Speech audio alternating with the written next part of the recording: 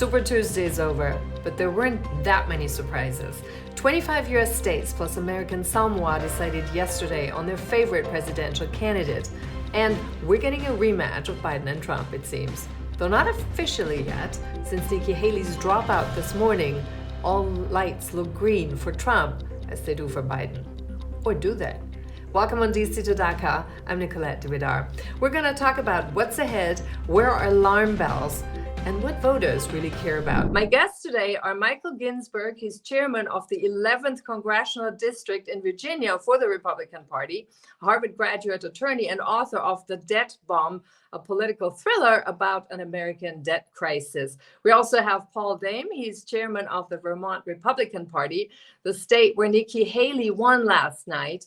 A former rising star under 40 in politics, Mr. Dame was elected as chairman of Vermont in 2021 and just got reconfirmed in fall, I believe, in 2023. Thanks so much for joining us. Welcome on DC To Dhaka. Let's dive right in. Now, first question, of course, did anything happen yesterday you didn't expect?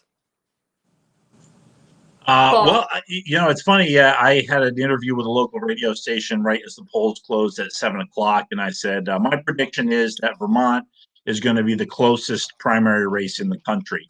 And the funny thing is, when I first checked the Secretary of State's results, Donald Trump was winning by one vote with about half of the town's reporting. So I knew it was going to be close. I really wouldn't have been surprised either way if Trump had pulled ahead. But we had Nikki Haley had a lot of support here. Vermont's governor, who is one of the most popular governors in the country, Phil Scott, campaigned for Nikki Haley. She did an event in Vermont. And usually if presidential candidate shows up in Vermont, they're usually walking away with delegates. And so we saw that. Vermont likes to be a little bit independent-minded and sort of go against the grain. And we certainly saw that happen last night with the primary. Yeah. Mike, what about you? Was there anything happening that you didn't expect? In Virginia went strongly for Donald Trump, which, I did expect. That was not a surprise. I was a little bit surprised in the county that I live in, Fairfax County, which is one of, if not the largest county in Virginia by population. It went for Nikki Haley, and it went. It was not close. It was double digits in percentage points.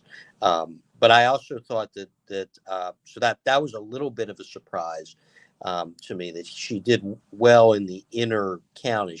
I expected her to do well. I didn't expect her maybe to do quite as well as she did. But I also was surprised at how hard that stopped when you went just a little bit west of Fairfax County. Loudoun County, Fauquier County, all went, very strongly for Trump. And so, although there was these little pockets of Haley support, they stopped, pretty quickly. And I guess the abruptness of that stop, I think, surprised me a little bit, but the outcome did not surprise me. But that abruptness, that's also like where you have a little bit the line where it gets a little bit more rural, right? Further out.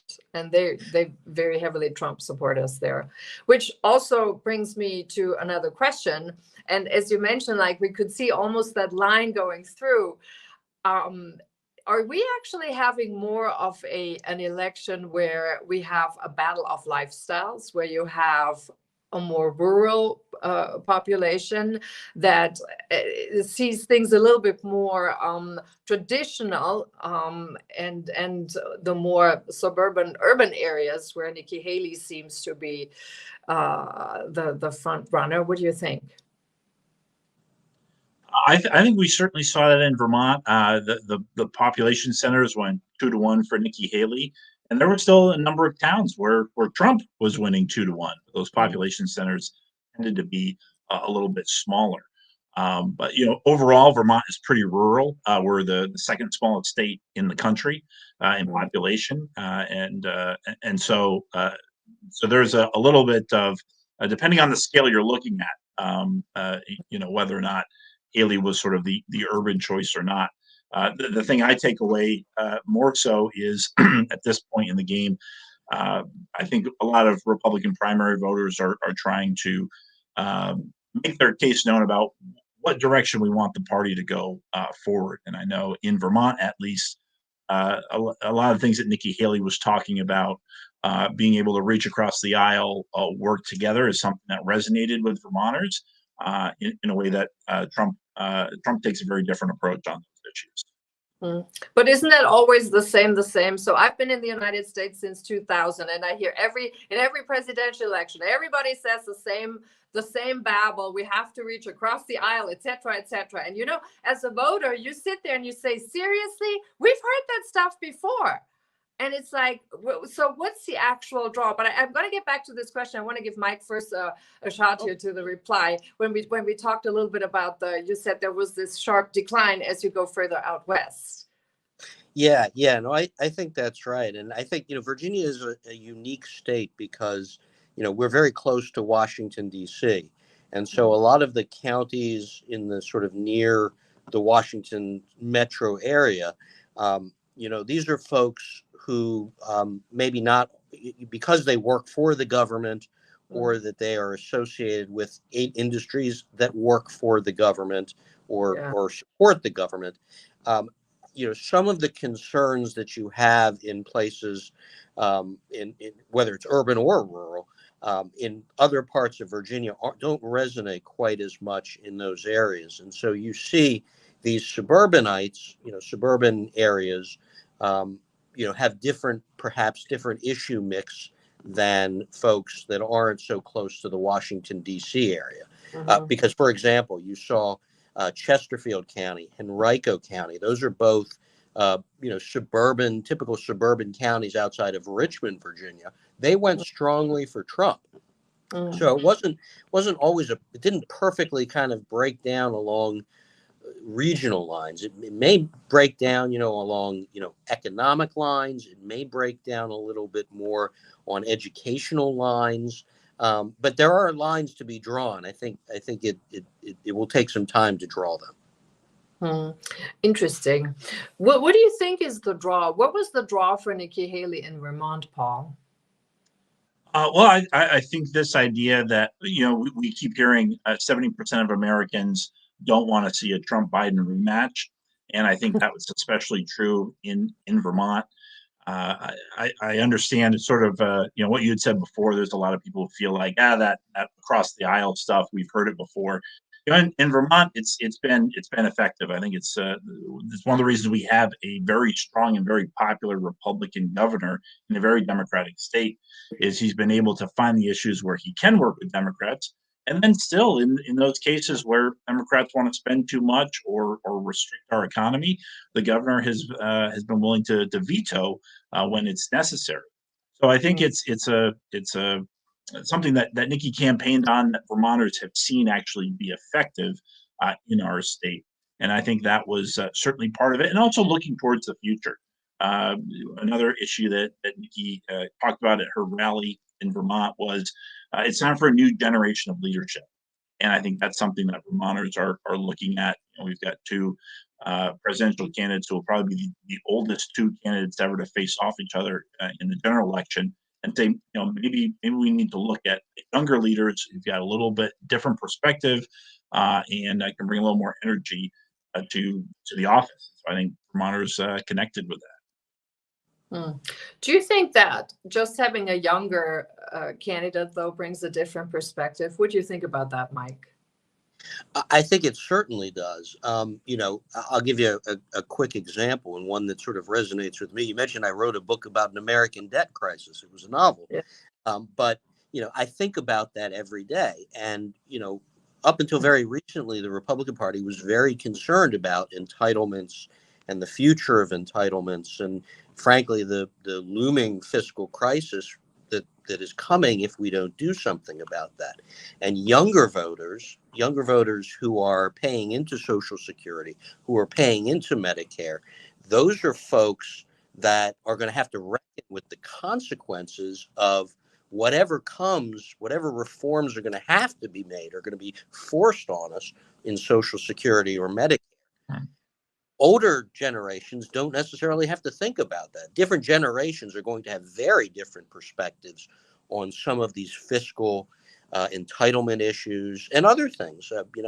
All kinds of issues. But that is a stark one because it is, both of those programs are generationally based, and so and of course Trump has run on not touching them. So I think there is an inherent tension there that has not been or has been resolved, but in favor of older generations as opposed to younger ones.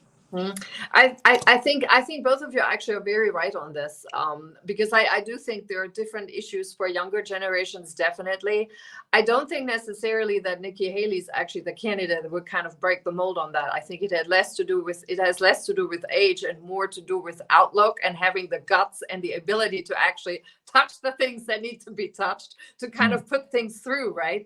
So we'll see about that. Let's move forward here. What were key takeaways yesterday from Super Tuesday for both of you? Paul, what were your key takeaways going forward now? Yeah, I think the key takeaway for me is, I'm the chairman of the most evenly divided Republican Party in the country. I think that's not necessarily a bad thing, because to me the takeaway was whether you're a Trump voter, whether you're a Nikki Haley voter, and we had a couple thousand people vote right in, or other people who dropped out of the race. Every one of those voters made a difference, because Nikki didn't get over the 50%. We'll see what the official results are. It means that she didn't sweep all the delegates, so the Trump voters can take solace in that. And even the people who voted for the other candidates made sure that neither Trump nor Nikki Haley were able to take a whole sweep of the state. But moving forward, as we start to pivot away from the presidential primary and start to focus on other issues in Vermont, it's important for me as state party chairman to go out and say to all the Republicans who are thinking about running for local offices, whether you were a Trump voter or whether you're a Haley supporter, there's room for you in our party. And I think that's one of the big takeaways I have from our results here in Vermont last night. What about you, Mike? What were your key takeaways? Yeah, I mean, my couple key takeaways. One is I think that clearly the base of the Republican Party is with Donald Trump. I mean, these were not close victories that he had, except in, of course, Vermont.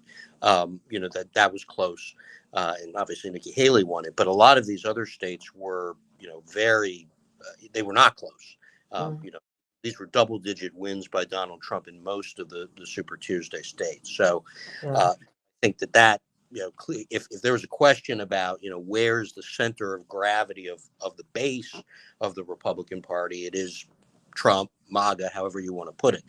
That's really that really crystallized on Super Tuesday. The other point is that while that is really where the center of gravity is, there are pockets of folks that we're going to have to do a lot of work as Republicans, and I am one.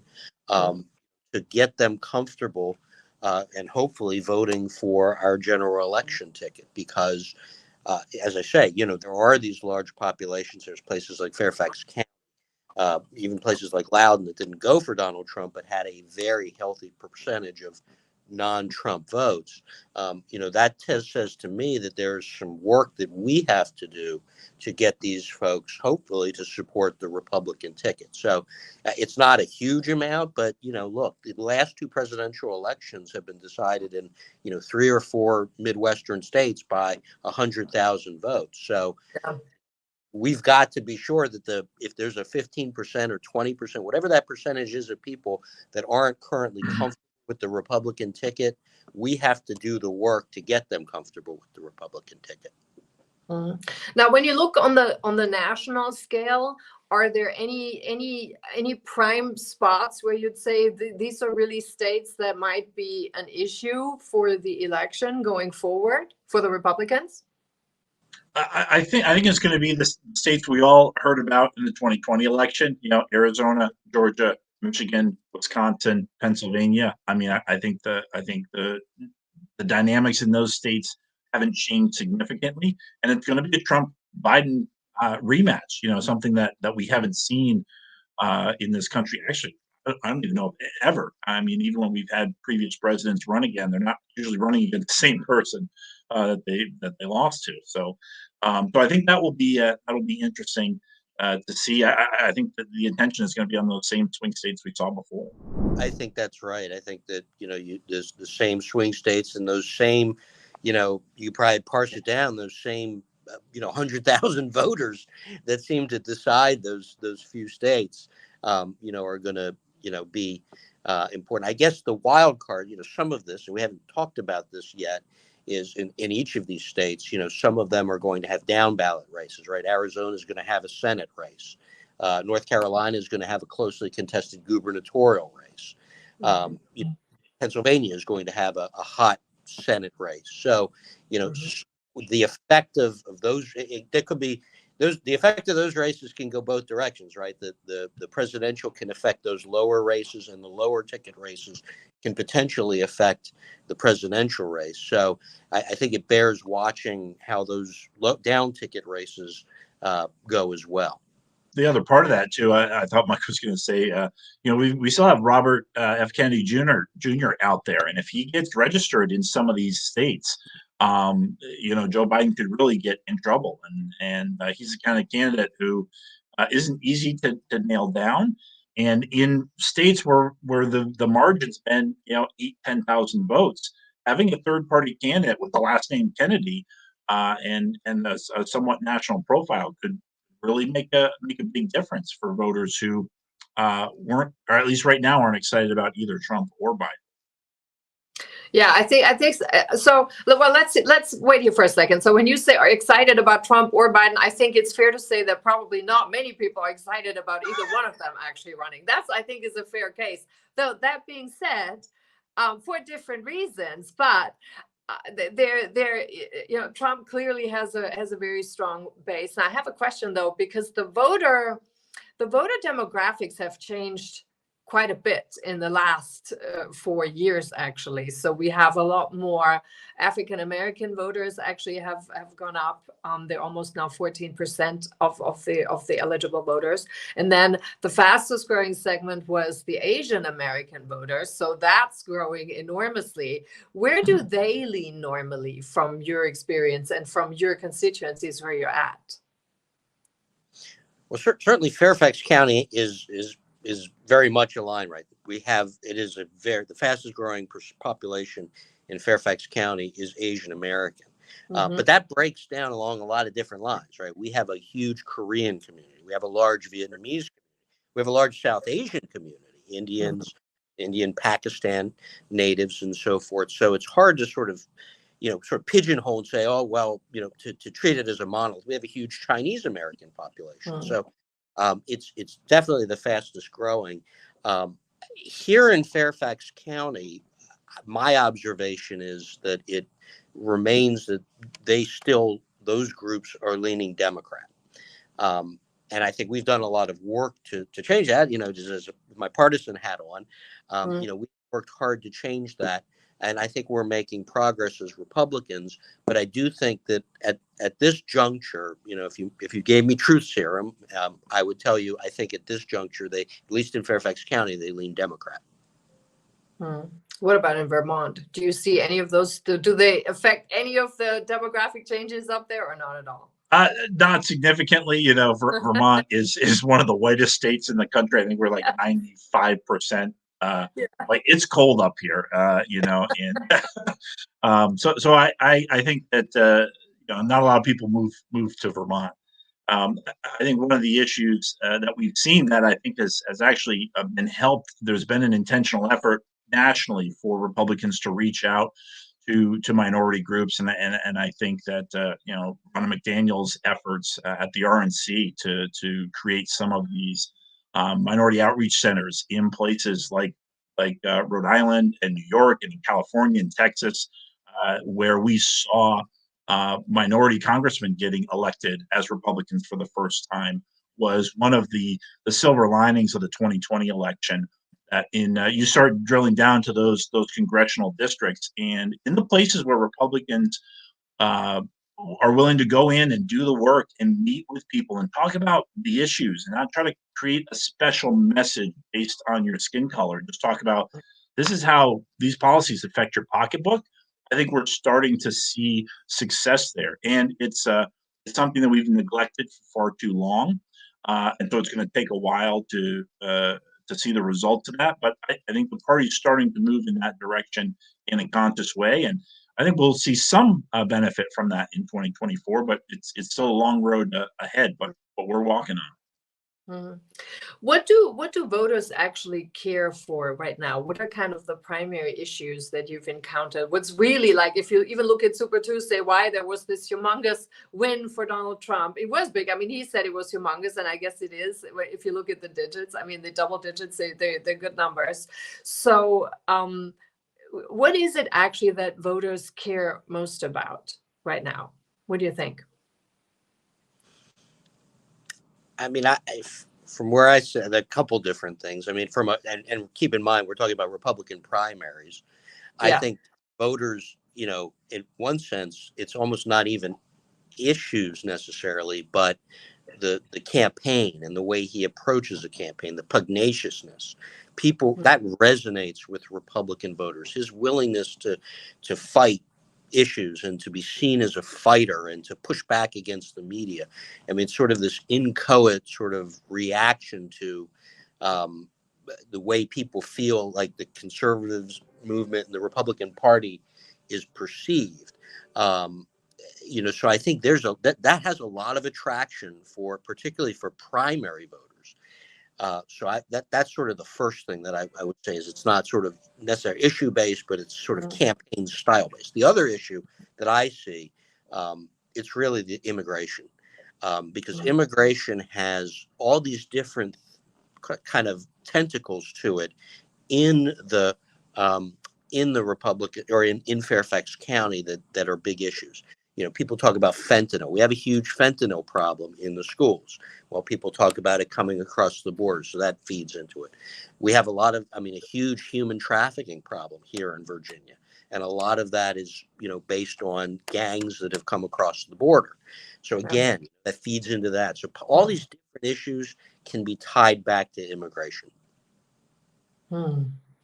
Yeah, I think he's absolutely right. In the Republican primary, that's an issue. As I've talked to people who were strong Trump supporters, the number one thing, the very first thing they say is Trump was great on the border, and as soon as Biden got in, he repealed everything that Trump had done, and we saw instant results that were not in a positive direction.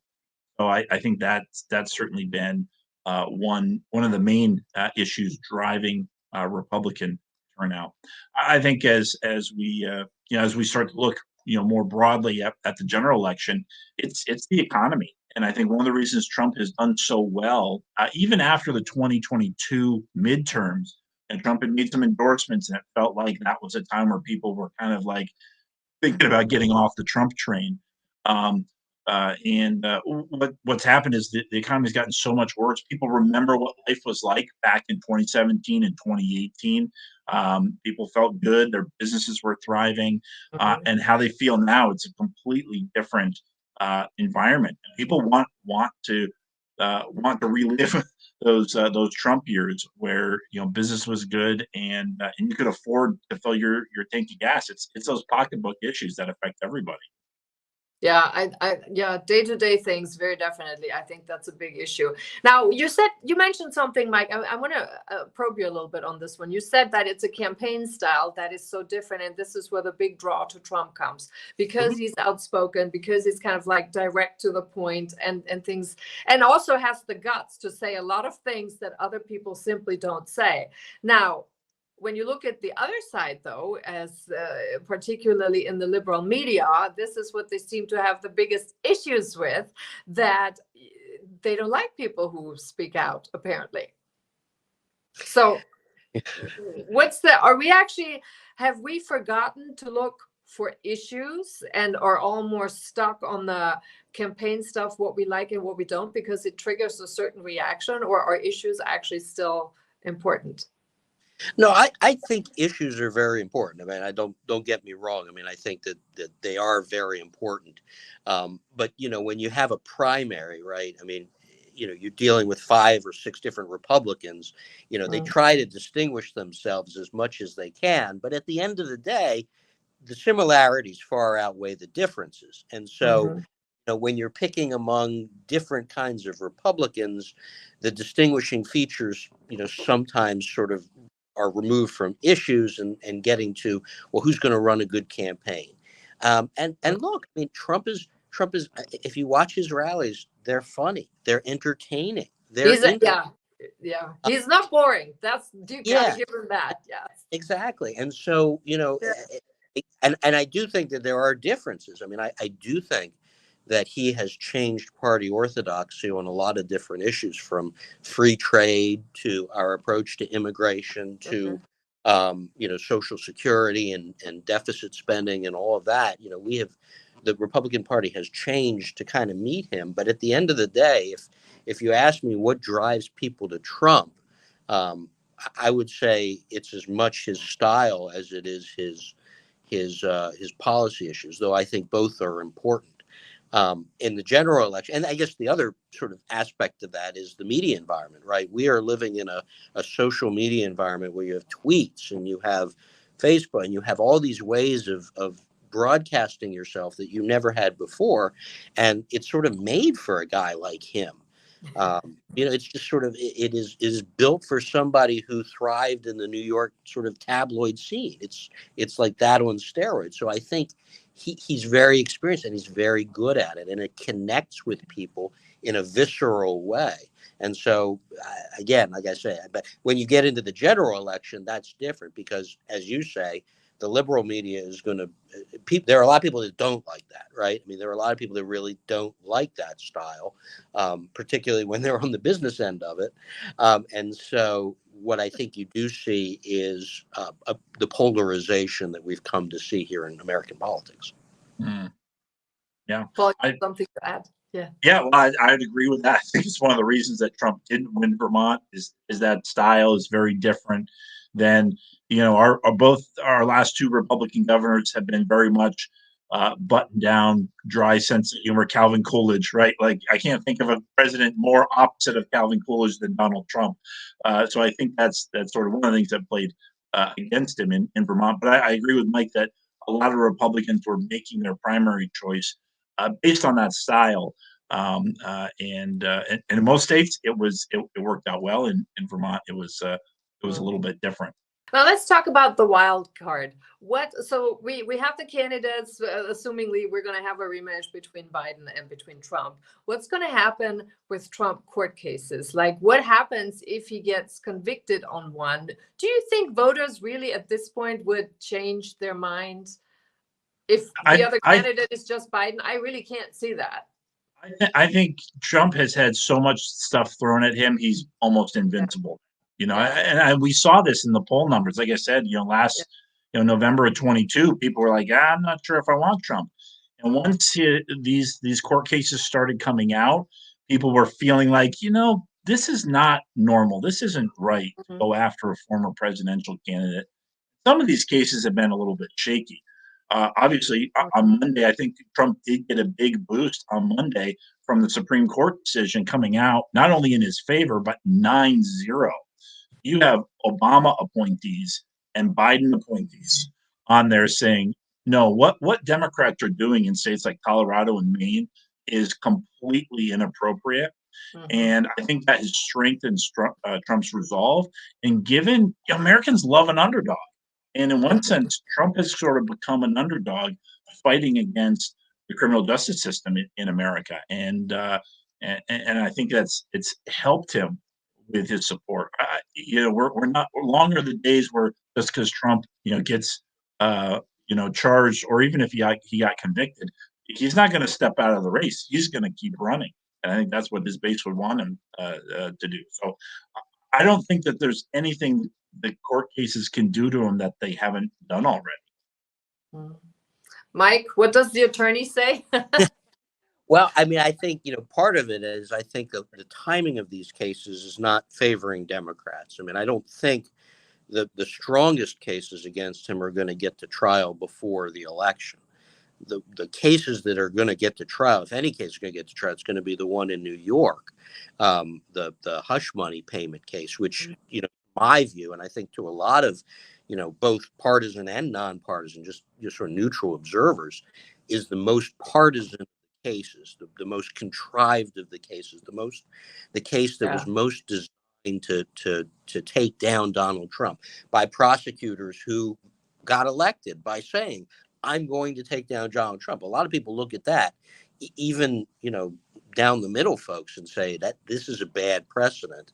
And they react, as Paul said, to rally around the flag and around the candidate. So I think that the cases that are likely to be adjudicated before the election are the ones that will reinforce the notion that Donald Trump is being persecuted by the criminal justice system. Now, of course, the question becomes what happens with the stronger cases, the potentially stronger cases after the election. But, that's a different question. Mm. Yeah, I think I would agree with that overall, because I think for people now, when you look at a lot of Americans, really, many of Americans are just so discontented with where the country has been going, that at this point, and I wonder if sometimes maybe the Democrats aren't fully grasping this yet, because this isn't like sort of the Trump thing. This is really that I think that the country has gone so far left, like so far out, that at this point, not even an earthquake would, I think, get Americans to sort of agree and say, we need to go further off stray where we know there's a cliff. So I think that is an issue. Yeah. Well, you saw that in San Yeah. Francisco. There were a couple of referenda that passed in San Francisco that reined in a lot of what the progressive excesses. So I think you're exactly right. Yeah. Now, final question. I know, Paul, you ran on a platform for the future, and we spoke a little bit before that, and you both actually alluded to that going forward, we face a different scenario past the 2024 election. I'm speaking now a little bit even further away.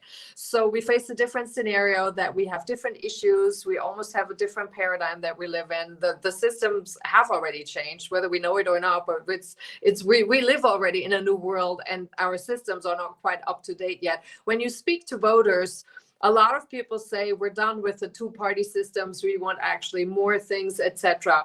What does the future, when you think about the future for the Republican Party, but then also for maybe the electoral system, what are the key points that come to mind going forward?